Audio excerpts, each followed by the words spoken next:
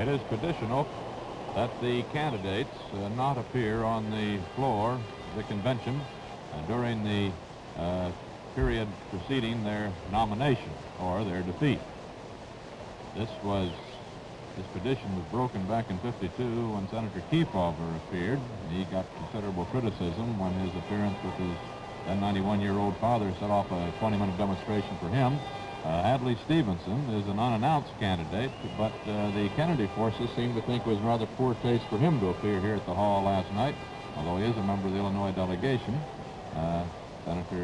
Adlai Stevenson says that he appeared because he thought it wasn't polite if he didn't show any interest in the convention as an Illinois delegate. Another old tradition went by the board when Hubert Humphrey mentioned Jack Kennedy's name when he was asking for permission to put it in nomination. I wonder if that wasn't just a slip of the tongue. Oh, I should imagine so. But the normal practice, for what reason I do not know, is to wait until you get to the man who.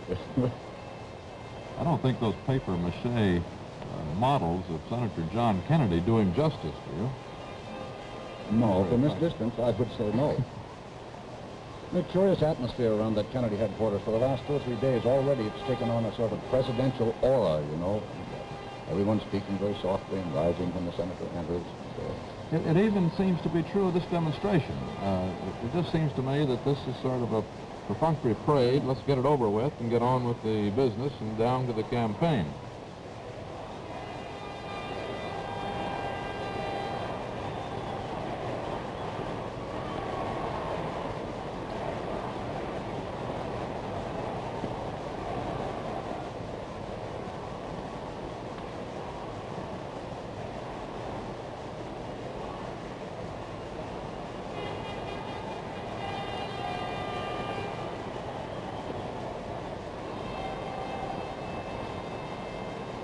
Just been advised that Paul Butler has been conferring with Senator Mike Mulroney of Oklahoma, who's been one of the leaders of the draft Stevenson movement, as to how Stevenson's name will be placed in nomination now that it has been ruled Minnesota cannot have another whack at the podium. CBS News reporter Phil Scheffler reports that the Stevenson people intend to ask the consent of the convention for Mrs. Franklin Delano Roosevelt to second the nomination of Governor Stevenson. She is not a delegate from the state of New York, but has been given floor privileges because of her honored position in the party. But that presumably would not entitle her to speak. I should doubt they would refuse her, though, wouldn't you? I shouldn't think so. It's something of a wonder to me, however, that if they're going to ask anyway, why don't they ask to let her put his name in nomination in the first place?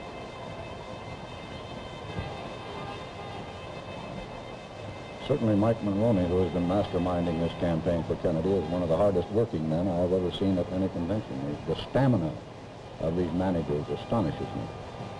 Also, there seems to be more zeal and fervor in that among those Stevenson supporters than in any of the other camps. The Kennedy camp is businesslike. All organization, they're pushing right through to the goal they hope to reach here in another couple of hours. But in the Stevenson camp, it's all excitement of an odd nature.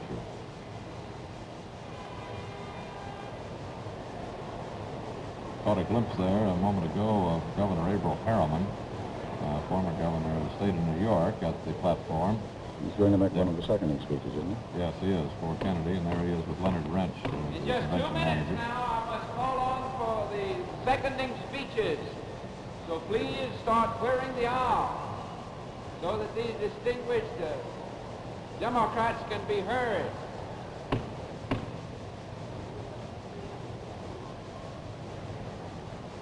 Roy Collins is really running this to the book as nearly as he possibly can, and in the greatest effort of fairness. Ed, he went exactly 20 minutes this time before he pounded that gavel again, and that's just what he did with Johnson. I'm very much impressed with his clarity of language, too, aren't you, Walter? When he laid out the change in rules, it was just as clear and simple as could be. Yeah.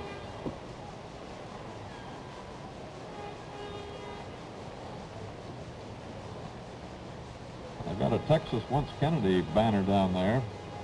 I dare say that none of the Texas delegates are carrying that one in this parade.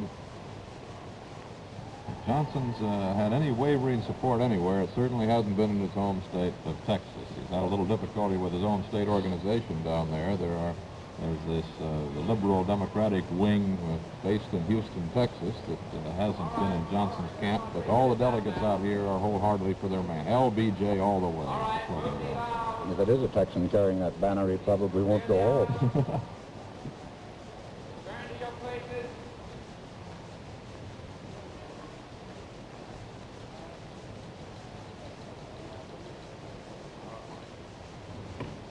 One minute, I shall introduce the first seconding speech for Senator Kennedy. So will you please restore... Charles Perrault's down there with the Texas delegation while the Kennedy demonstration goes on. Charles? This has been a great sea of pacifism and calm in the midst of this disturbance, Walter. By territorial expansion, Texas, you know, has gone through Delaware, which came out for Johnson today, and up through over half of North Carolina, and all the way back through Arkansas to where the Pennsylvania delegates for Kennedy began. Hardly a flag was waved in all this vast sea of humanity during the big Kennedy demonstration. Speaker Rayburn sat stolidly at his seat beside Governor Price Daniel, and this man here kept a tight fist on the Texas state standard. What's your name, sir? Carl Hill, Where are you from, Mr. Hill? Amarillo, Texas. What's your job been here today? Oh, just kind of lean on this standard to make sure that we don't have to have a second Tea Party. What would you have done if somebody tried to take it away from you and put it in the Kennedy demonstration? Well, I believe that people in Texas can take care of themselves. It sounds frightening. Now back to the booth. And the Kennedy demonstration goes on, now in its 24th minute. Governor Leroy Collins has said that he will call on the seconding speeches, whether the demonstrators sit down or not. 30 seconds. Please clear the aisles. We must stop the noise and confusion. 30 seconds, we will have a seconding speech.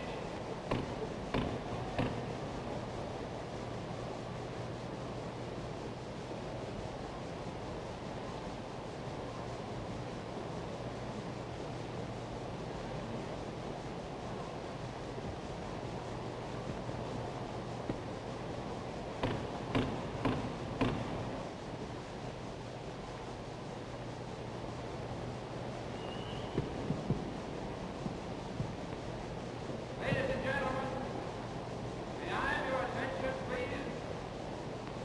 May I present to you at this time to second the nomination of Senator Kennedy, the distinguished governor of Iowa, the chairman of this convention's Rules Committee, Governor Lovely.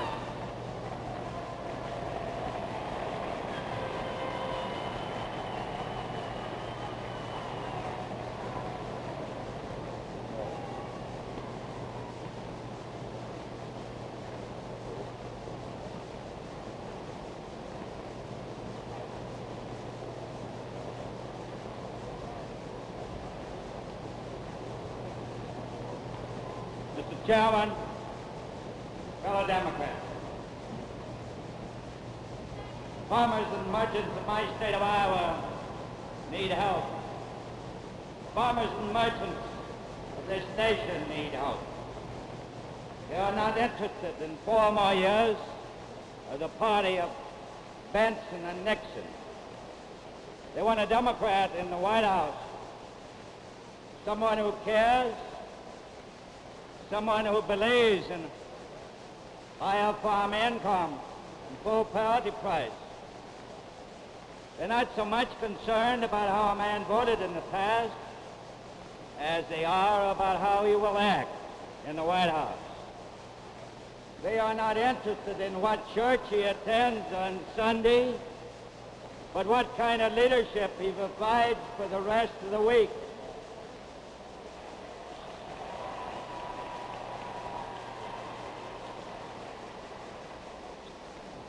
I am here today to nominate and second the nomination of such a man, a leader, a doer, a mover of men and nations, John Kennedy of Massachusetts.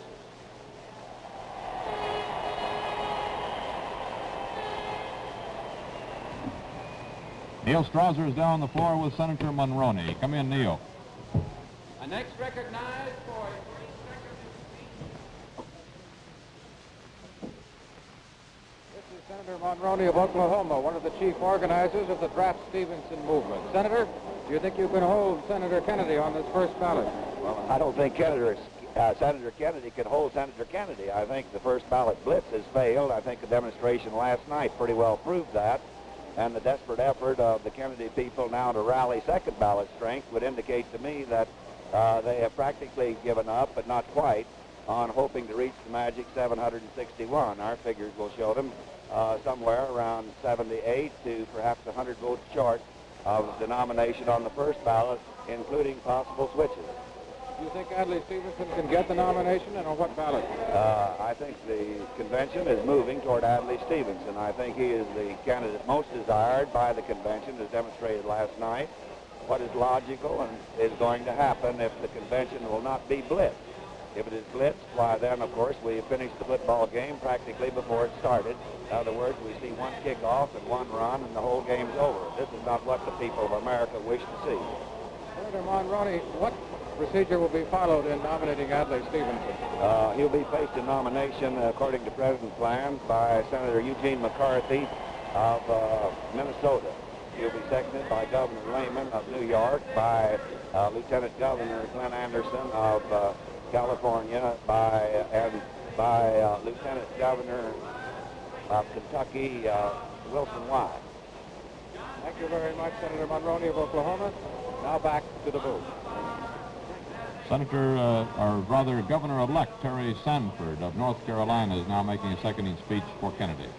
He has matured as a frontline fighter for peace in the legislative halls of our country.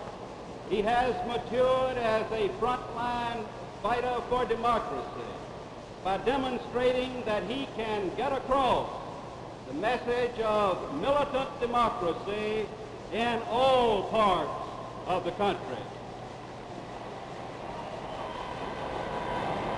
He has demonstrated that he can inspire the people of our country to follow to the heights of America's destiny. We need John Kennedy's vigorous, intelligent, mature, inspiring leadership. John Kennedy is another Franklin D. Roosevelt.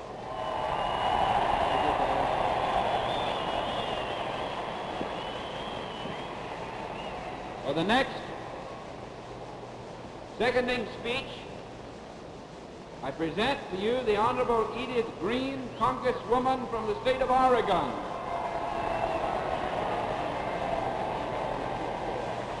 Mr. Chairman,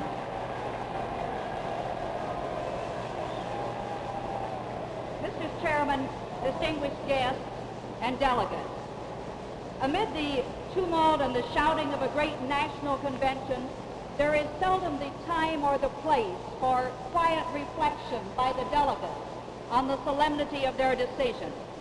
And yet we all know that the future of freedom everywhere will be affected in large measure by what we do in these noisy, crowded days.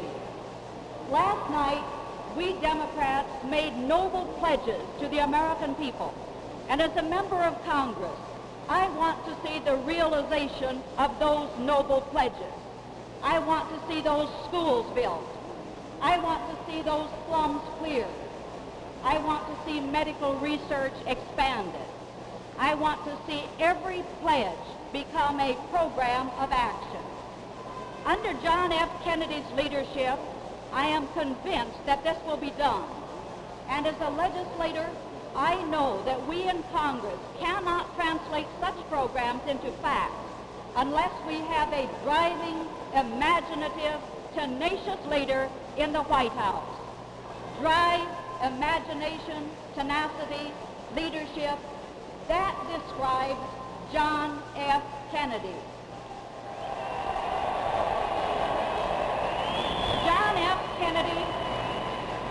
John Kennedy has proved by every test that he can best carry the Democratic program to the American people this November.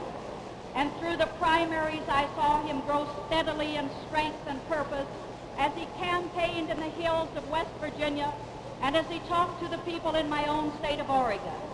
We all saw him prove his convictions and dedication as he fought in the snows of New Hampshire, the little towns of Maryland, and the beautiful farms of Wisconsin.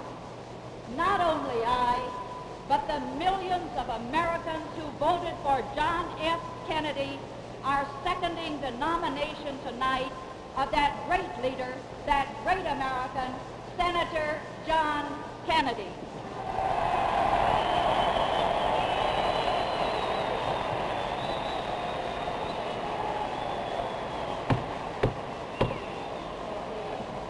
Now, ladies and gentlemen, for another brief seconding speech, I present to you the distinguished National Committeeman of the District of Columbia, the Honorable Frank Reeves.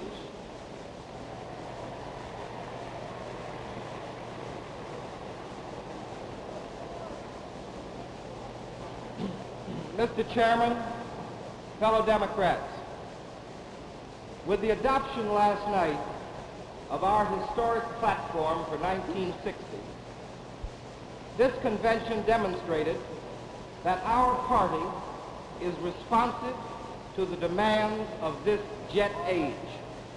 What was once considered bold and even radical in the New Deal would be but a horse and buggy ride to this impatient generation, seeking justice and equality for all of our citizens.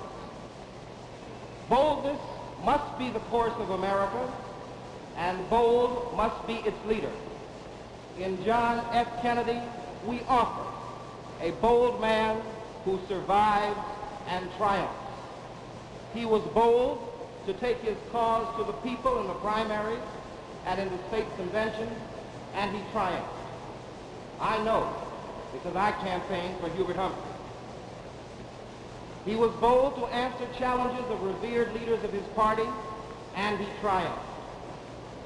He was bold to meet and discuss his position and offer leadership to the men and women struggling for the achievement of full civil rights for all Americans, and he triumphed.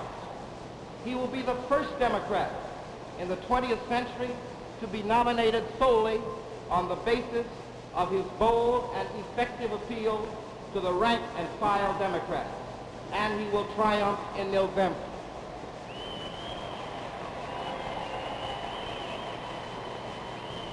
Under the leadership of this bold new statesman, America will triumph, and there will be a new birth of freedom in our land and for the world. With these convictions, I second the nomination of Senator John F. Kennedy.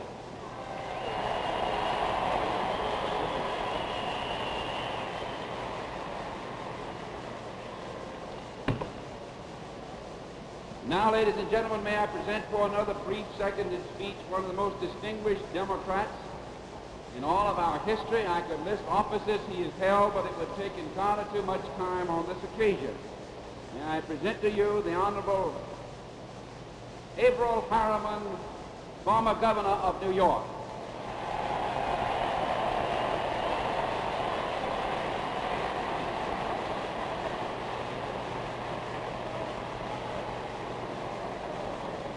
Mr. Chairman, fellow delegates, 8 years ago, the people of the free world looked to us with hope and confidence. Never in the history has there been such respect for any nation, not alone for our strength, but for our wisdom and for our purpose and our ideals. Today, tragically, confidence in our strength has been shaken. Our wisdom questioned, our purpose dimmed. Our enemies humiliate us with seeming impunity. Now, our first immediate task is to redeem our destiny to lead the world to freedom and to peace.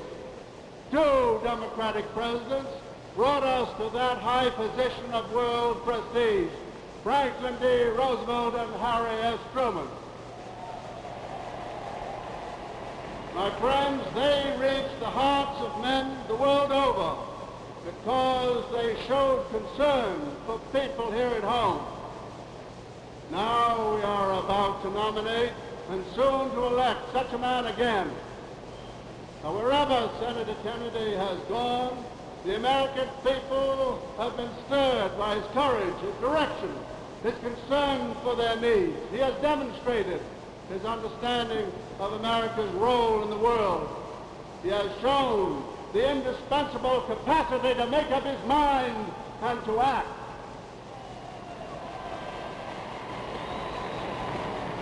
He has asked the question, where are we going from here? And he has pointed the way. He has shown the toughness and the maturity needed to deal with our enemies in the Kremlin and in Red China. He is no stranger to battle, but beyond that, he has shown courage and heart that will stir the people of the world and make them know that we are again with them. The grand alliance of free men will once again be strong and indomitable. I second the nomination of John F. Kennedy.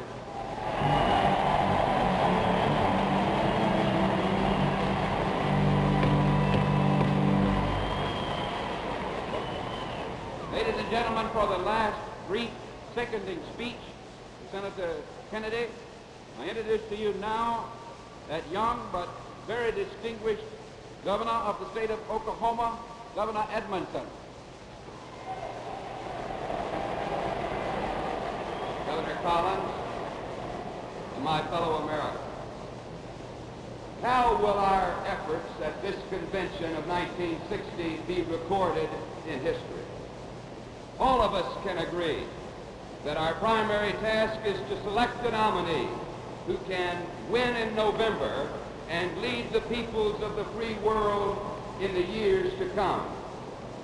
The Democratic Party has failed or succeeded in past elections in direct proportion to its ability to look beyond the problems of yesterday and to find the new ideas necessary to the solution of the problems of tomorrow.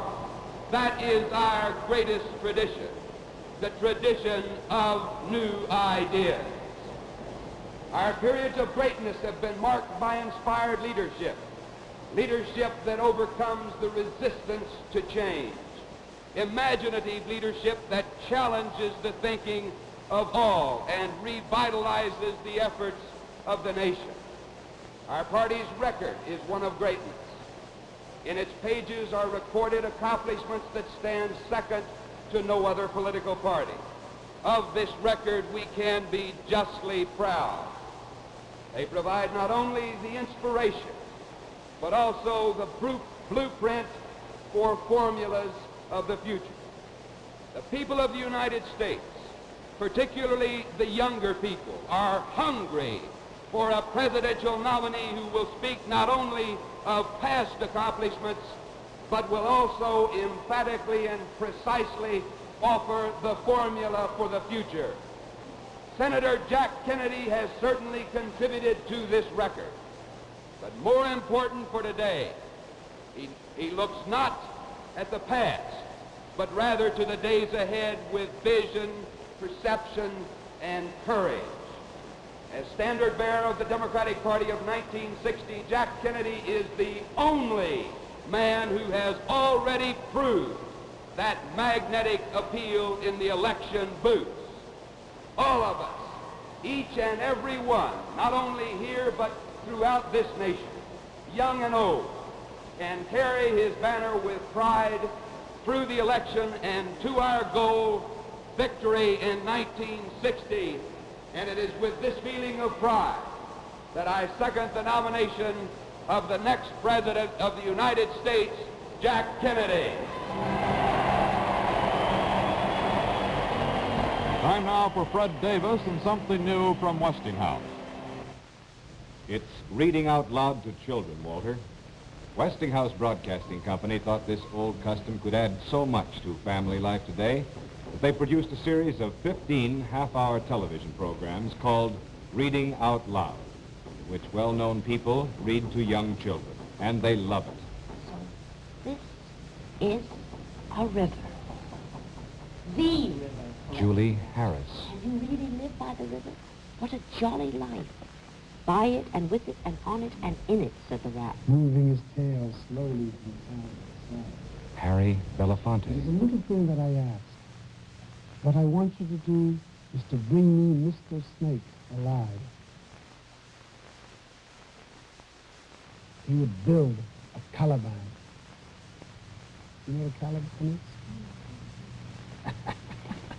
In the West Indies, the trees are very thick in some parts of the jungle, and the long vines hang down. By rights, I am a Jew. Jose Ferrer. Jim's eyes bugged out when he heard that, and I reckon mine did too. Then the bald head says, no. Hide and seek, say I to myself, and Archibald MacLeish. out of the dream of wake into the dream of sleep. Well, you can see why reading out loud has won such a devoted audience. Westinghouse Broadcasting Company has made this series of 15 half-hour programs available upon request to any TV stations. I hope your children get a chance to see it. You can be sure if it's Westinghouse. On the floor of the convention, the roll call of states for nominating speeches has just been resumed. Arizona's just been called.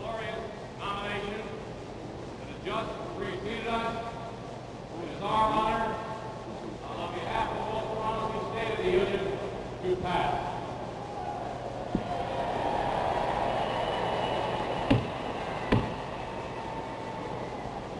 Arkansas.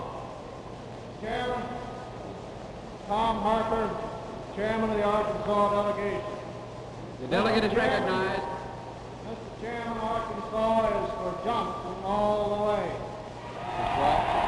Mr. Johnson all the way.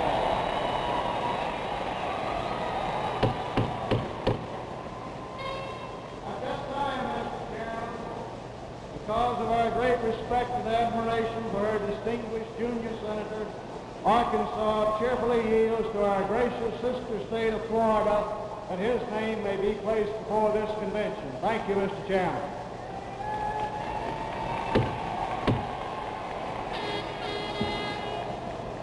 Delegate from Florida is recognized. Mr. Chairman, Florida, the original and unequaled Sunshine State, proudly announces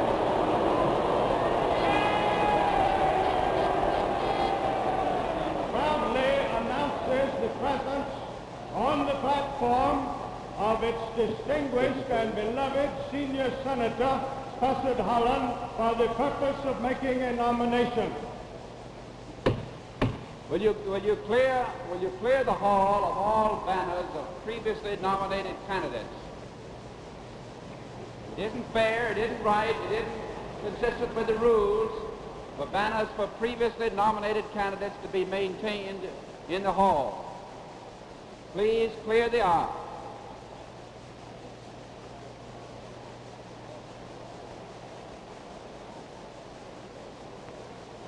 It is with great pride at this time that I introduce to you the distinguished senior senator from the state of Florida. In any campaign of the Democratic Party in Florida, Senator Holland is always found out front, openly and vigorously advocating the success of our nominees. He is a man with a distinguished record of service not only to the state of Florida but to the nation, and I'm happy to present him to you at this time, Senator Holland.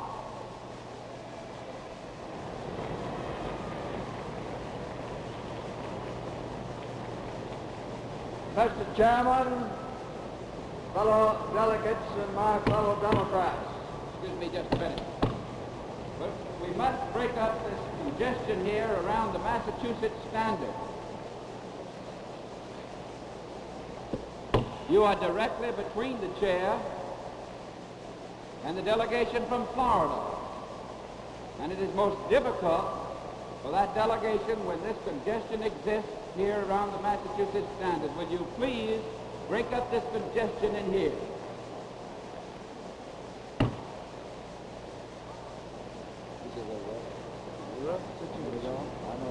What do you think? All these signs on the outside. I mean, it isn't fair.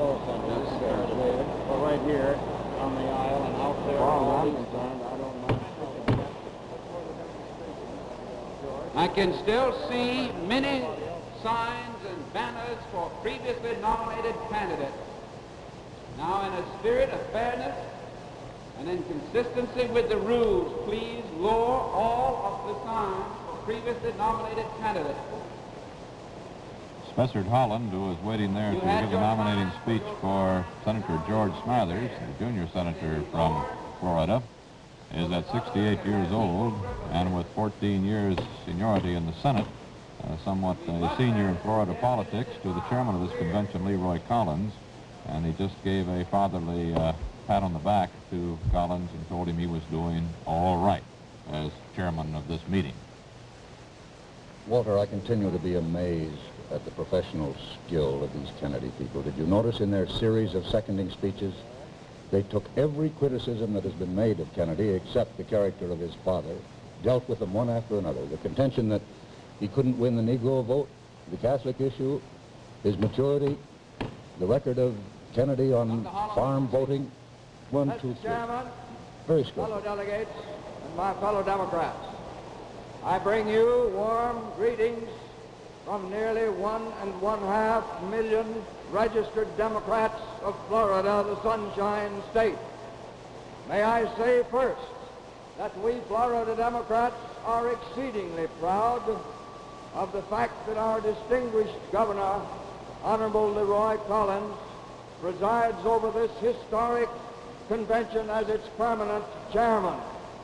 We are grateful to you, the Democrats of the nation, for the high honor which you have bestowed upon our governor and our state.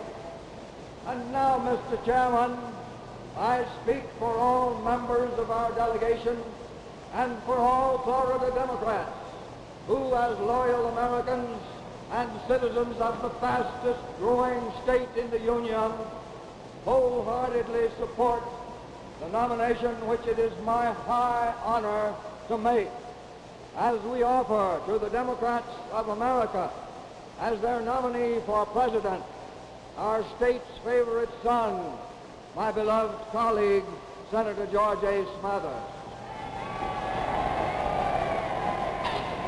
In these perilous times, when our very existence as a nation is threatened from many quarters, the party now in executive power, through its weakness, its failure to act, or ineffective action, has clearly demonstrated that it is totally incapable of adequate leadership in this critical situation.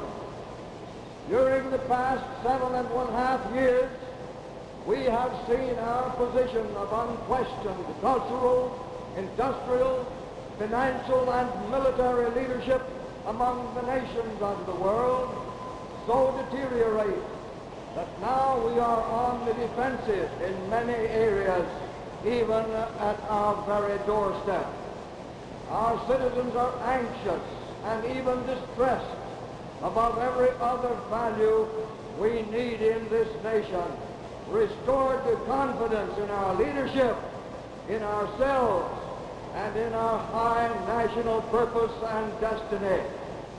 To rescue us from this steady erosion and to restore our nation to its rightful place in the world, we must have firm, intelligent, aggressive leadership by a chief executive who can inspire others to work for government which is clean, intelligent, and strong.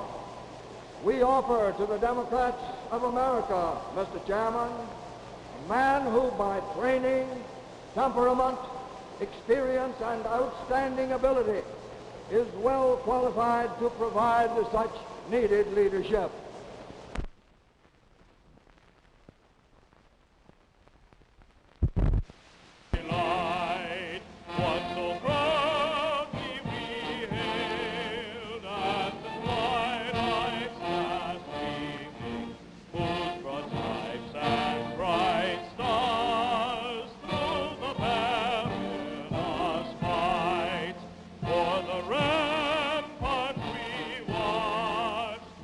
So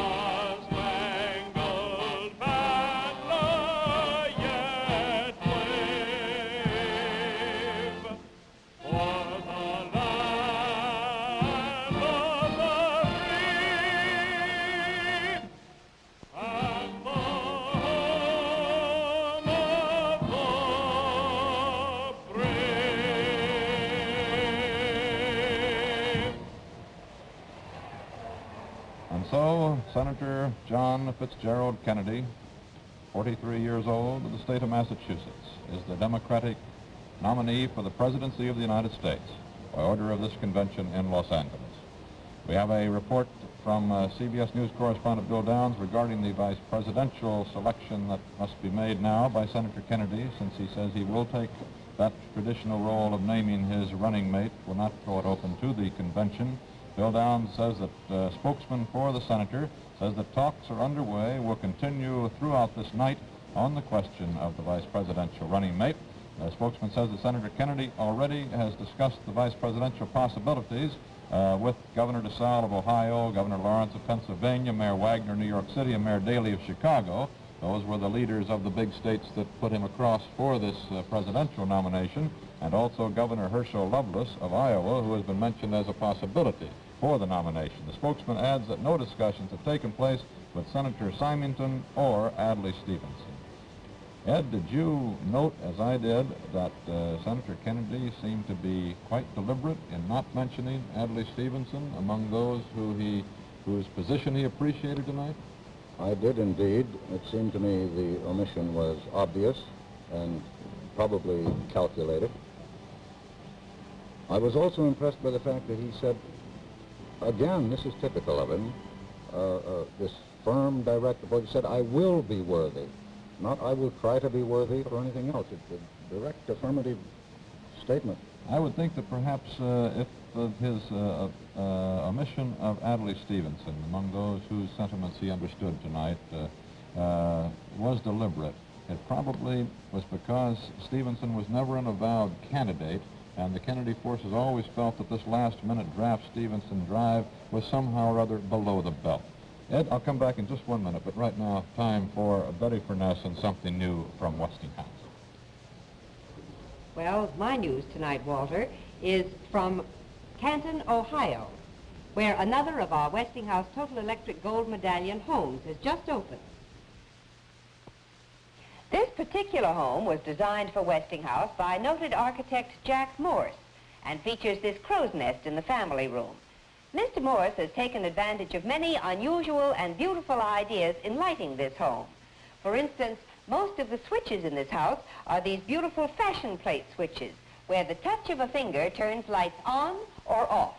As you see, here in the family room, Mr. Morse has concealed fluorescent lighting, providing clear, even, indirect illumination. This is the unusual and beautiful fixture in the breakfast room. And watch. You control the intensity of the light through this ingenious dimmer arrangement. Of course, the real heart of this marvelous total electric home is its clean, convenient electric heating. Westinghouse baseboard heating here. To learn more about the ease and convenience of total electric living, send for this free Westinghouse Plans Guide today. To get it, simply send your name and address to Westinghouse, Box A, Mansfield, Ohio, but do it today. Well, Ed, that's it. A little after midnight in Los Angeles. Walter, I think we owe a bow to our colleagues who drew up that chart of how the voting would go, which was about as accurate a piece of forecasting as the professional politicians did. For my own part, I have nothing more to say, Walter, than that I would like to remove these rheumy old eyes and this crumpled countenance from under these lights and go and get some food. I second that nomination wholeheartedly, Ed, and can cast all of my votes for it. Our colleagues who did that great job of tabulating and forecasting were Sam Zellman and Lee Coney, for the most part, with the help of the whole CBS News staff. We'll be back at 5 o'clock tomorrow Pacific time, 8 o'clock Eastern Daylight Time for the vice presidential nominating session. This is Walter Cronkitez saying good night. We'll be back with you tomorrow from the Democratic National Convention in Los Angeles, again brought to you by Westinghouse.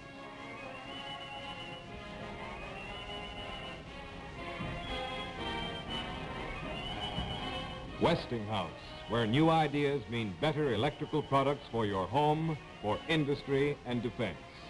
Until tomorrow, good night from Westinghouse.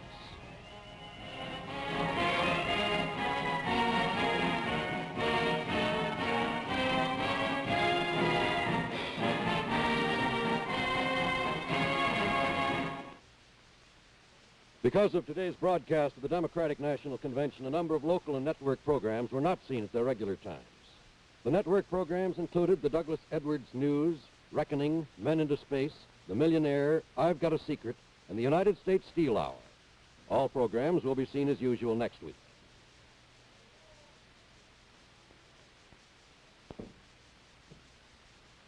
Join us again tomorrow for more convention coverage on the CBS television network.